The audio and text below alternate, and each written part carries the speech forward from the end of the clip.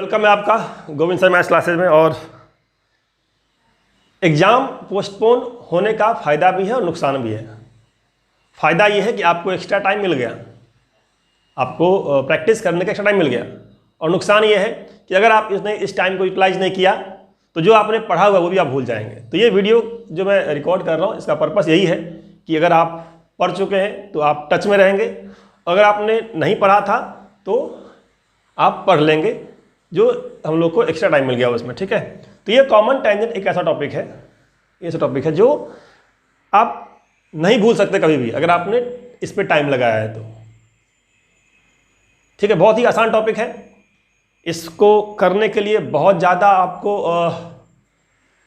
Property या बहुत ज़्यादा आपको इन डेप्थ कंसेप्ट नहीं चाहिए।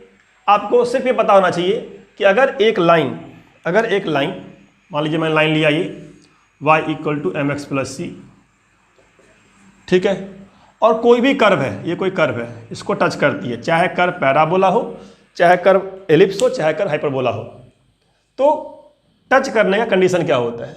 ठीक है, मान लिया मैंने ले लिया पैराबोला, ले लिया Y square equal to 4x। ये थोड़ा टेढ़ा है, आप समझ सकते हैं सीधा कैसा होता है, पता होगा आपको, इतना तो पता होगा ही कि पैराबोला कैसा होता है, वाई स्क्वायर 4x।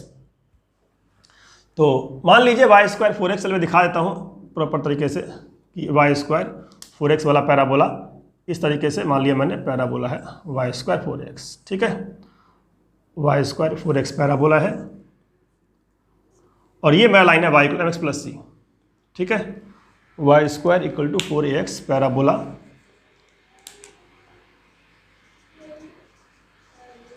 और ये लाइन है हमारा Y M X plus C. चाहे ये पैराबोला हो, चाहे ये एलिप्स हो, चाहे ये सर्कल हो, चाहे ये हाइपरबोला हो, टच करने का कंडीशन हमें समझ में आना चाहिए क्या होता है। तो अगर कोई लाइन किसी कर्व को टच करती है, चाहे वो पैराबोला हो, चाहे एलिप्स हो, चाहे हाइपरबोला हो, चाहे सर्कल हो, अगर आप इस लाइन को इसको सॉल्व करेंगे, सॉल्व करने के बाद ये जो पॉइंट है, ये पॉइंट ऑफ इंटरसेक्शन होता है। ठीक है, तो यहाँ पे टच करने का मतलब है दोनों एक्स की वैल्यू सेम आएगी। इसका मतलब अगर मैं इसको सॉल्व करता हूँ तो क्या होगा, देखिए y की वैल्यू उठाया रख दिया, तो एम एक्स प्लस सी का whole square equal to 4ax होगा। इसको एक्सपेंड करने पे x में क्वाड्रेटिक आएगा, एक्सपेंड कर लेते हैं तो देखो क्या आएगा, एम स्क्वायर एक्स स्क्वायर आएगा, 2mcx इधर से आएगा 4ax। तो अगर मैं x कॉमन निकाल लूँ तो 2mc माइनस 4a इंटू में x आएगा, प्लस में सी स्क्वायर इक्वल टू 0 आएगा। तो ये जो हमारा इक्वेशन आया, this is called quadratic in x। अब इसकी अगर x की दो डिफरेंट वैल्यू आई, इसका मतलब लाइन कट करेगी।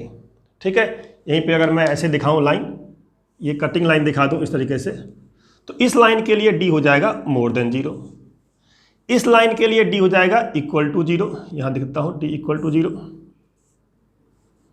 d मोर देन 0, इसके लिए d इक्वल टू 0, और अगर लाइन आउटसाइड है इस तरीके से है तो d लेस देन 0। ये है कंसेप्ट ऑफ टेंजेंसी कि कोई भी लाइन किसी कर्व को टच करती है, चाहे कर्व 2 डिग्री हो, चाहे कर्व 3 डिग्री हो, कोई भी कर्व हो।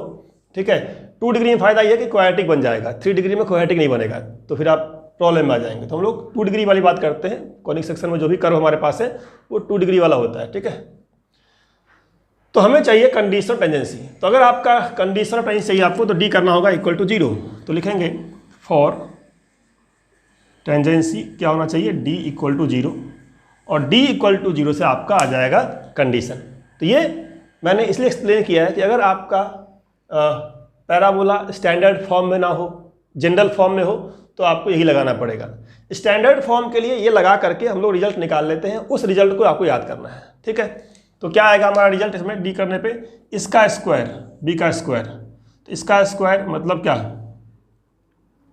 2mc माइनस 4a का square b square equal to 4ac, या b square equal to 4ac, 4 किया a है m स्क्वायर और c क्या है c स्क्वायर। ठीक है, अगर यहाँ से 2 बाहर निकाला जाए तो दिख रहा है यहाँ पे 4 आएगा आउटसाइड, यहाँ पे 2 रह जाएगा अंदर, ये 4 से 4 कैंसिल हो गया। अब जब मैं इसका स्क्वायर एक्सपेंड करूंगा, दिख रहा है मुझे एम स्क्वायर सी स्क्वायर यहाँ पे है, एम स्क्वायर सी स्क्वायर यहाँ पे कट जाएगा, एक बचेगा यहाँ पे 4a स्क्वायर, एक बचेगा माइनस में, क्या माइनस में 2 इंटू ए इंटू बी, तो 4amc, इस साइड बच गया 0। आप इसको उसे ले जाइए, ठीक है, या अगर मैं 4a कॉमन निकाल लूँ तो a minus M C equal to 0।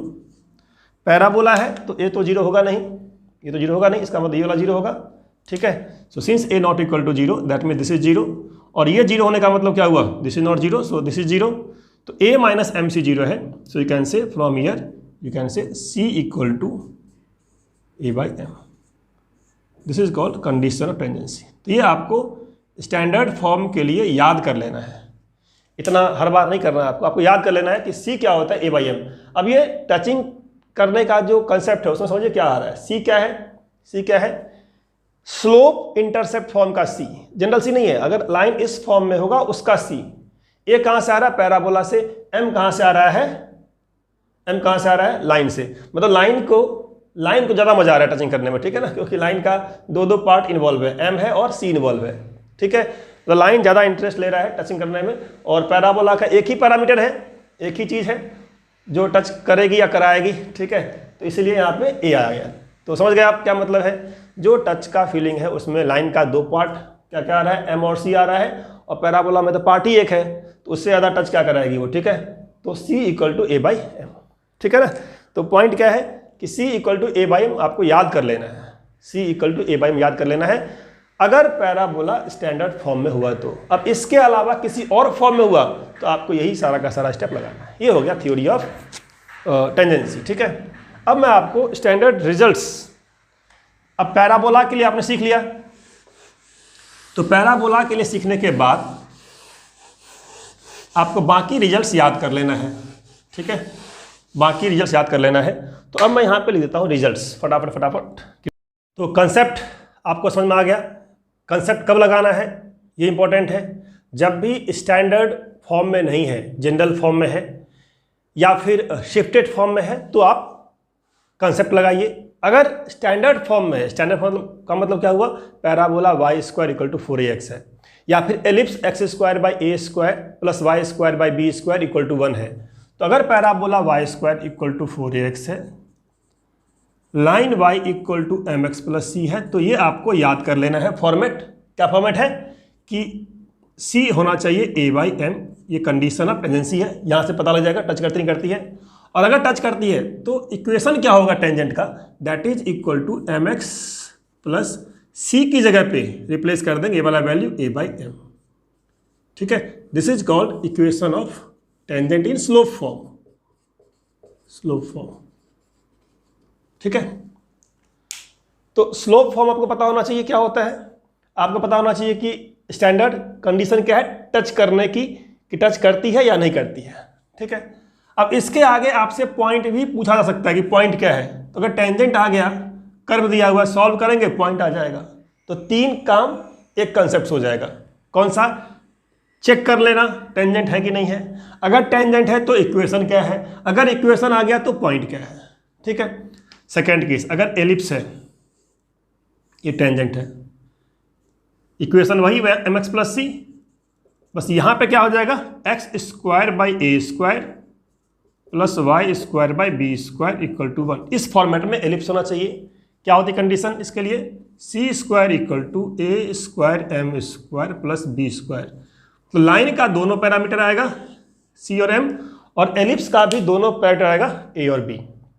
Line का भी एम और सी चाहिए आपको, और एलिप्स का भी ए स्क्वायर और बी स्क्वायर चाहिए आपको, ठीक है। अब यहाँ से कंडीशन दी वाली हो गई, अगर ये कंडीशन सेटिस्फाई करती है इसका मतलब वो टचिंग है, और अगर टचिंग है तो टेंजेंट का इक्वेशन क्या होगा, so this is called slope form equation. ऐसे यहाँ क्या हो जाएगा, ये हो जाएगा y equal to M X plus minus, क्योंकि सी स्क्वायर है तो plus minus under the root आ जाएगा A square M square plus B square. अब आप कहेंगे कि सर हाइपरबोला का या फिर सर्कल का, तो हाइपरबोला का सर्कल का कुछ नहीं करना नया, जो कंडीशन ये वाला है वहीं से आ जाएगा। अगर आपको सर्कल करना है तो सर्कल में क्या होता है, सर्कल में ये जो एलिप्स का ए और बी अलग अलग है वो अलग अलग नहीं होता। तो अगर मैं इसी केस का ए इक्वल टू बी कर दूं इक्वल टू आर, ठीक है, so this becomes C square equal to R square M square plus R square, common निकाल लिया तो 1 प्लस एम स्क्वायर, ये हो गया condition of tangency of circle. Circle के केस में एक और भी होता है कि अगर कोई लाइन टच करती है सेंटर से परपेंडिकुलर डिस्टेंस r के बराबर, तो वहाँ से भी काम चल जाता है, बट ये आपको याद रहना चाहिए कि C square equal to R square 1 + m square, perpendicular distance निकालने का लफड़ा नहीं रहेगा, ठीक है ना। अब बात आ रही हाइपरबोला में क्या होगा, तो हाइपरबोला में कुछ भी नहीं होगा, जैसे +b² यहाँ हो जाएगा -b²। तो हाइपरबोला के लिए क्या हो जाएगा condition, same condition for hyperbola, ये हो जाएगा क्या, हो जाएगा c square equal to a square m square minus b²। So the general tangent क्या हो जाएगा, y equal to mx plus minus, क्योंकि सी स्क्वायर है, plus minus under the root वही फिर से a square m square minus b², ठीक है। तो आपको ये पता लग गया कि भाई अगर मुझे टेंजेंट लिखना है तो क्या चाहिए, क्या चाहिए, हमें m चाहिए होगा। अगर m मिल जाएगा तो मैं टेंजेंट की इक्वेशन लिख लूंगा, ठीक है। अब ये m निकालने के लिए आपको बोल देगा कि tangent is parallel to some other line, tangent is perpendicular some other line, tangent is passing from some other point. तो चाहे बोला हो tangent is parallel to other line तो भी आपका m आ जाएगा, tangent is perpendicular to other line तो भी आपका m आ जाएगा, और अगर आपको बोला हो tangent is passing from outside point 1, 2, x में 1 y में 2 पुट करेंगे तो भी वहां से आपका m आ जाएगा, ठीक है। तो ये है आपका कंडीशन ऑफ टेंजेंसी। अब देखते हैं इस कंडीशन ऑफ टेंजेंसी के यूज करके हम लोग प्रॉब्लम्स किस टाइप भी प्रीवियस ईयर्स हो कोई भी क्वेश्चन होगा, कंसेप्ट तो ये अप्लाई होगा। ये कॉन्फिडेंस आपके अंदर होना चाहिए, क्या मैंने कंसेप्ट कर लिया, अब तो चाहे कोई भी बुक दे दो मैं उसको सॉल्व कर लूँगा, ठीक है। तो पहला क्वेश्चन मैं ले रहा हूँ आपके लिए, ठीक है। और ये बहुत ही सिंपल क्वेश्चन है, मैं ऐसे फ्रेम कर देता हूँ, ये सब बुक खोलने की जरूरत नहीं ऐसे क्वेश्चनों के लिए, ठीक है। बुक भी खोल लूँगा मैं अच्छे क्वेश्चंस के लिए। पहले सिंपल सा क्वेश्चन आप देख लीजिए, ठीक है। ऐसे क्वेश्चंस आप खुद भी फ्रेम कर सकते हैं।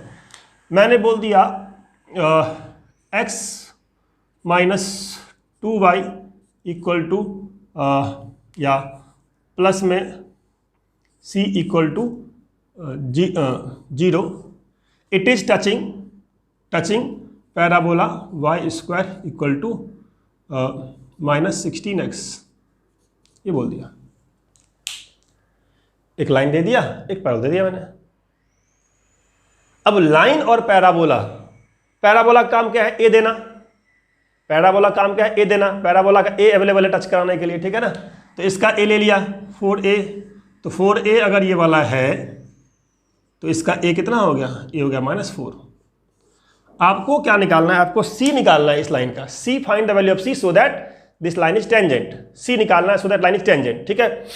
तो c कैसे निकालेंगे, अच्छा क्वेश्चन है ये।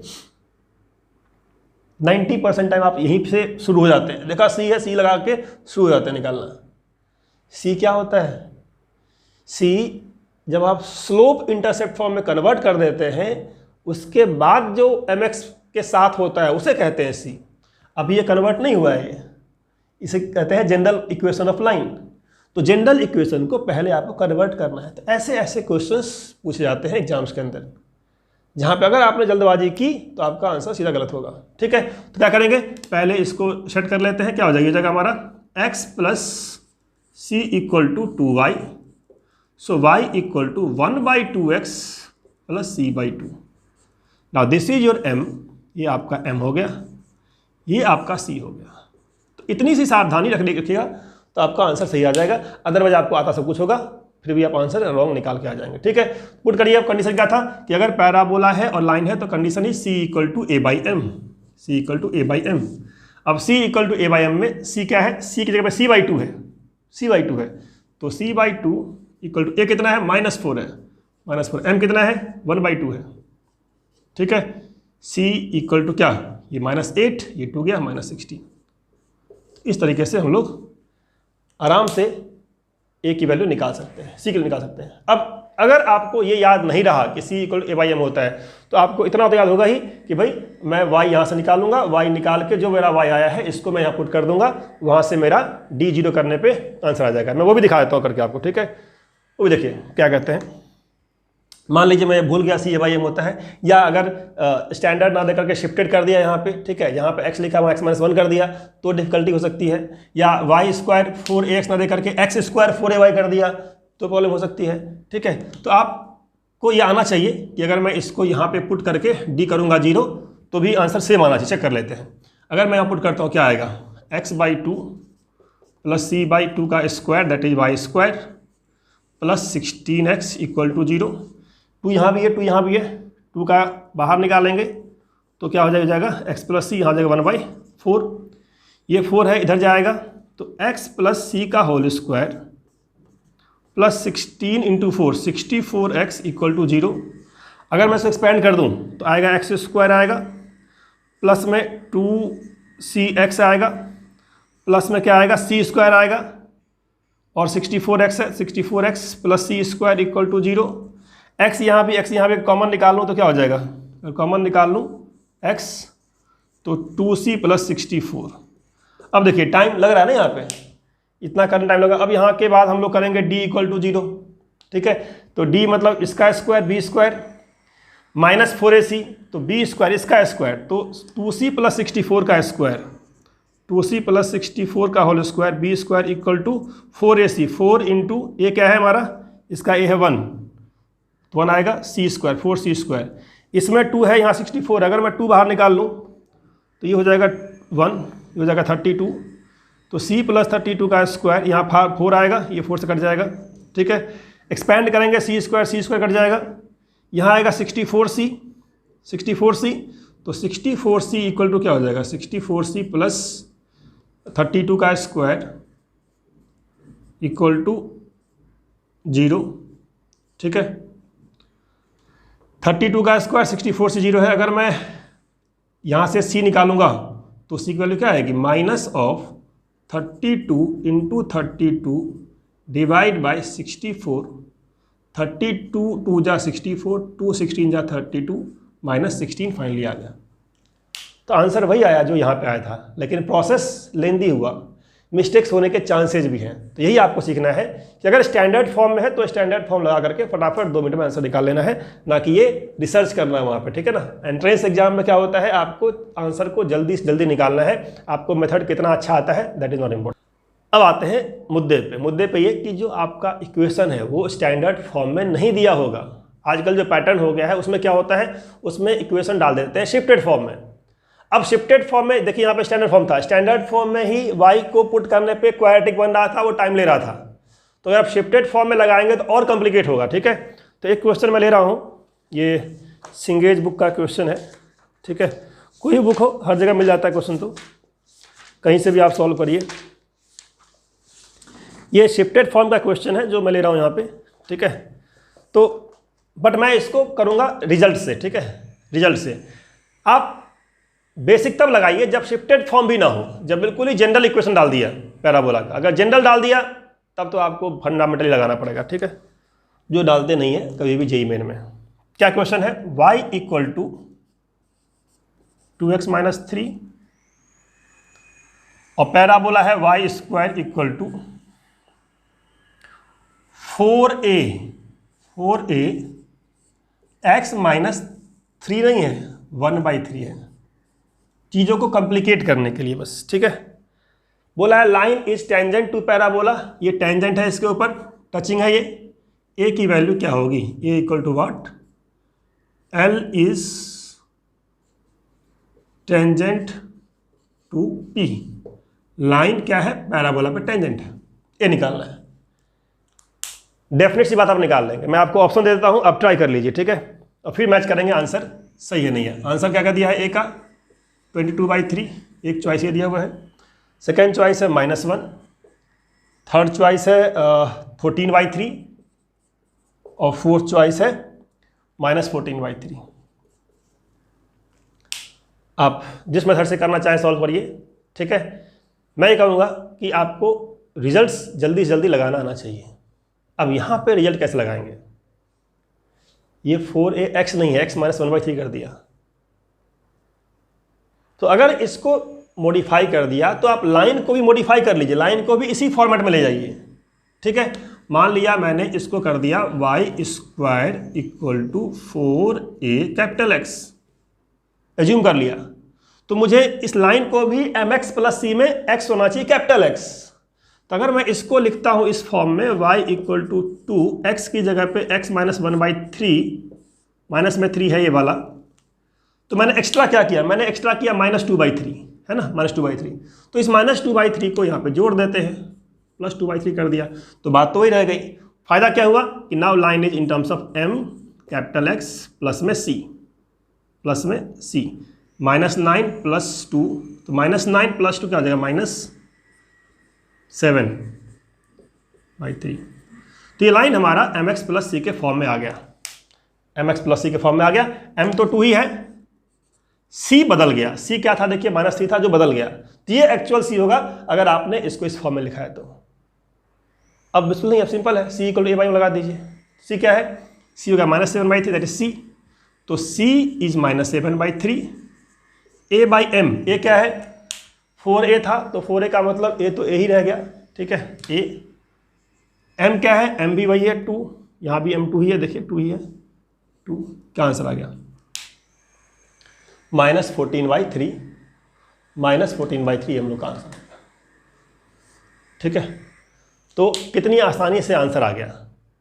अब आप करेंगे जब, तब पता लगेगा कि कितना कॉम्प्लिकेट हो सकता है अगर आप इसको यहाँ पुट करके और डी निकालने के चक्कर में रहेंगे तो, ठीक है ना। तो ये होता है इंपॉर्टेंस ऑफ रिजल्ट्स। तो आपको समझ में आ गया क्या होता है कंडीशन टेंजेंसी, क्या होता है, कैसे हम लोग टेंजेंसी का यूज करके अननोन निकालते हैं, चाहे वो स्टैंडर्ड फॉर्म हो चाहे वो शिफ्टेड फॉर्म हो, ठीक है। जैसे मैंने पैराबोला का किया है वैसे आप एलिप्स का भी कर सकते हैं, ठीक है। क्वेश्चन मैं जो ले रहा हूँ ये पुराना क्वेश्चन है जेईई मेन का, ठीक है। आपको एक सर्कल दिया है, एक पैराबोला दिया हुआ है, एक सर्कल एक पैराबोला, दोनों ही स्टैंडर्ड फॉर्म में दिया हुआ है।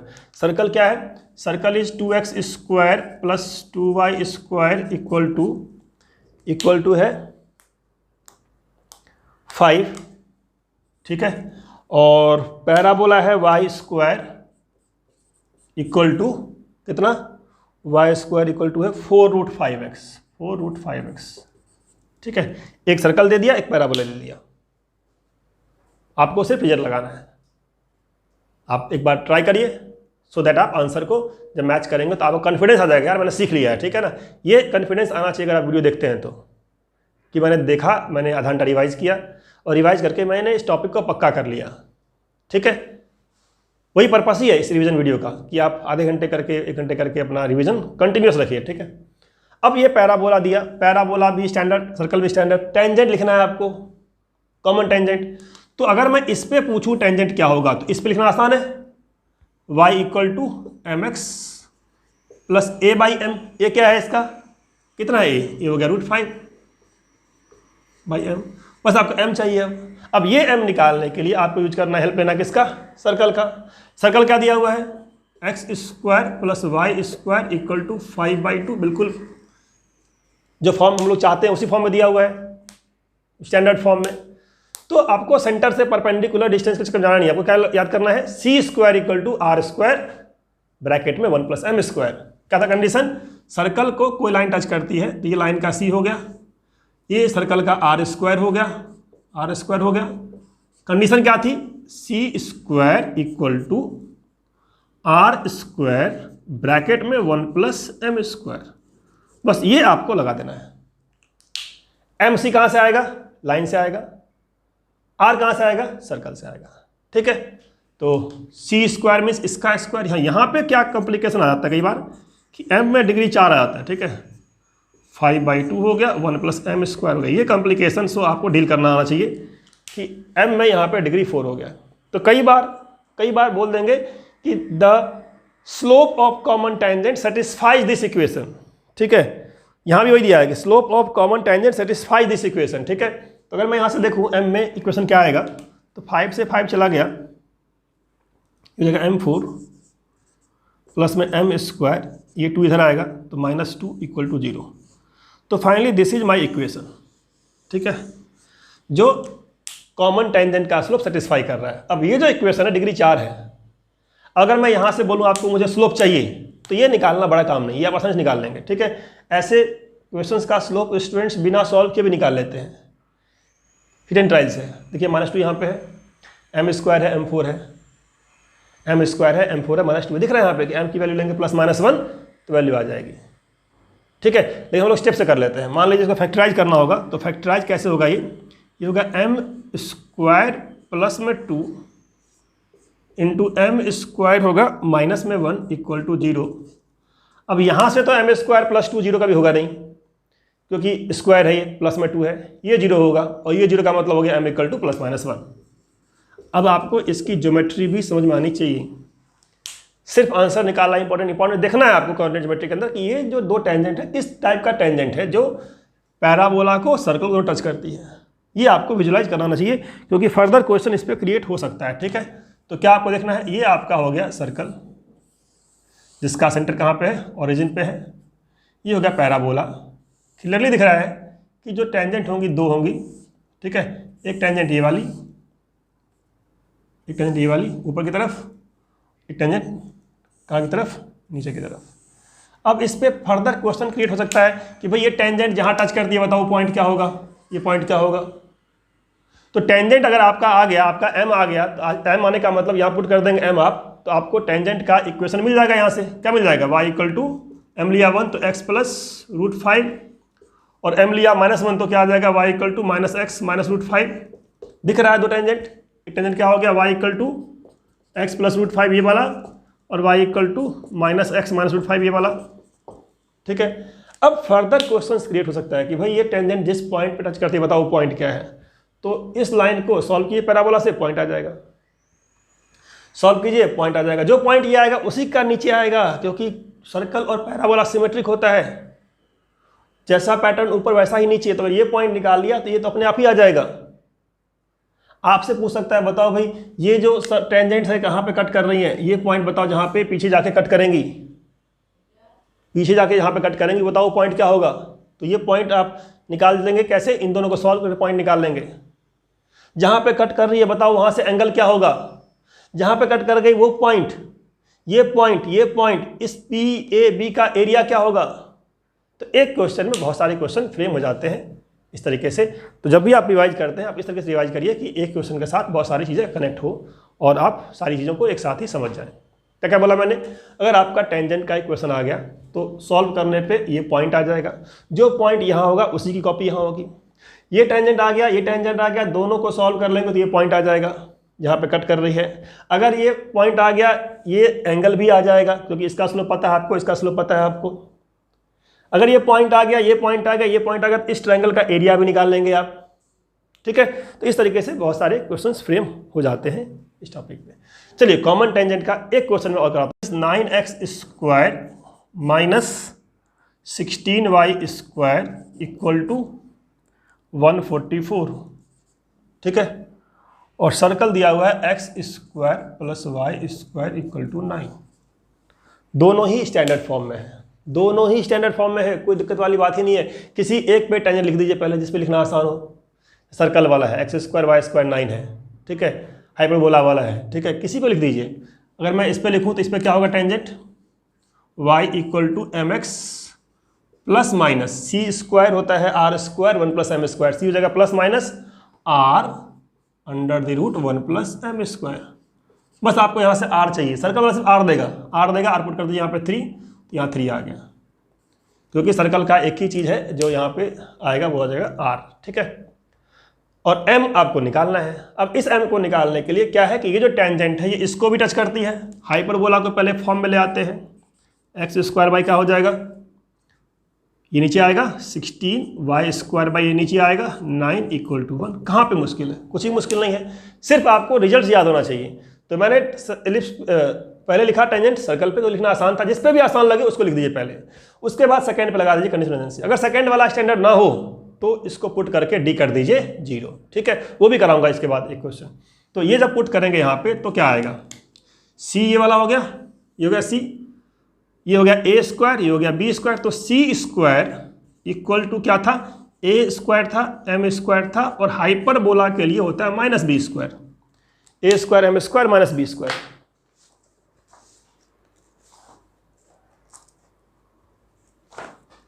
तो a स्क्वायर m स्क्वायर और माइनस b स्क्वायर मार्क कर लेना पड़ेगा दूसरा।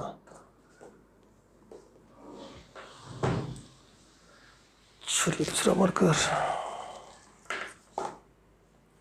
कर लेता हूं। ठीक है, तो c square equal to A square M square minus B square जो हमारा फॉर्मूला है, पुट कर दीजिए इसका स्क्वायर।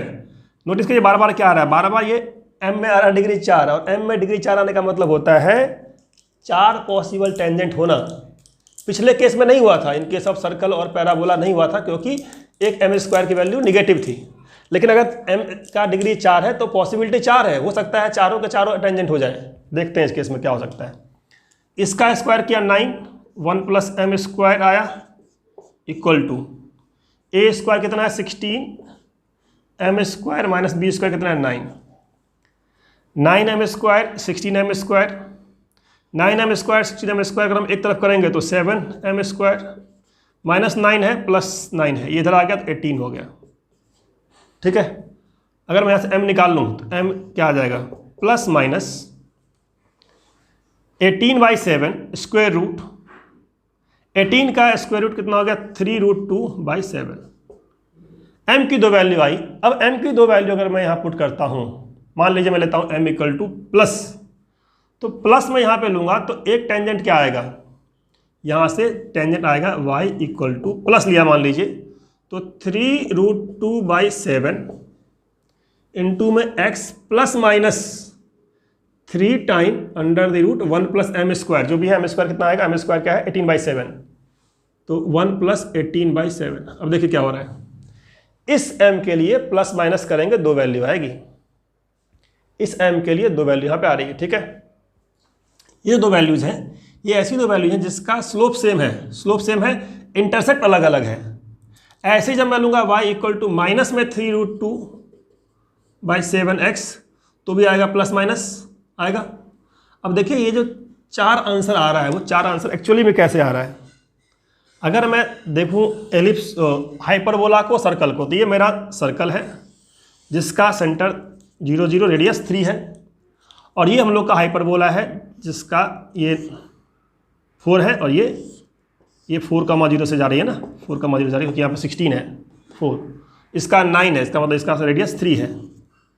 तो अगर देखा जाए तो 4 टेंजेंट में देखना है कैसे है, किस तरीके से है। स्लोप पॉजिटिव, तो स्लोप पॉजिटिव वाला टेंजेंट दिखा रहा हूँ मैं आपको। एक टेंजेंट इस तरीके से हुआ, एक टेंजेंट इस तरीके से हुआ जिसका स्लोप पॉजिटिव है, ये दोनों पॉजिटिव है। आपको कई बार बोल देगा बताओ वो टेंजेंट बताओ जो राइट वाले फोकस के क्लोज है, तो इस तरीके से समझना पड़ेगा। राइट वाले फोकस के क्लोज कौन सा टेंजेंट है, y इक्वल टू कौन सा है 3√2/7x,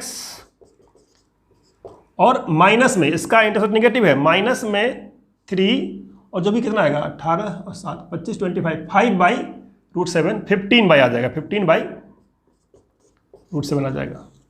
इस तरीके से क्वेश्चन में फर्दर कंसेप्ट डाल देंगे कि वो बताओ टेंजेंट जो राइट वाले से क्लोजर हो और स्लोप पॉजिटिव हो। ठीक है, तो ये वैरायटी होती है प्रॉब्लम को आगे बढ़ाने का। सेकेंड पॉसिबिलिटी क्या थी, जिसका स्लोप निगेटिव हो, तो देखिए ये पॉसिबिलिटी बनती है ऐसे हो या फिर ऐसे हो, इन दोनों का स्लोप निगेटिव है। जो यहाँ पे बना फर्दर जो डायग्राम बना उस डायग्राम का एरिया पूछ लेंगे, तो बहुत सारी चीज़ें यहाँ पे पूछी जा सकती हैं फर्दर। कंसेप्ट क्या हुआ, कॉमन टेंजेंट लिखने के लिए किसी एक पे टेंजेंट लिख करके सेकेंड पे कंडीशन ऑफ प्रेजेंस लगा दीजिए। ठीक है, चलिए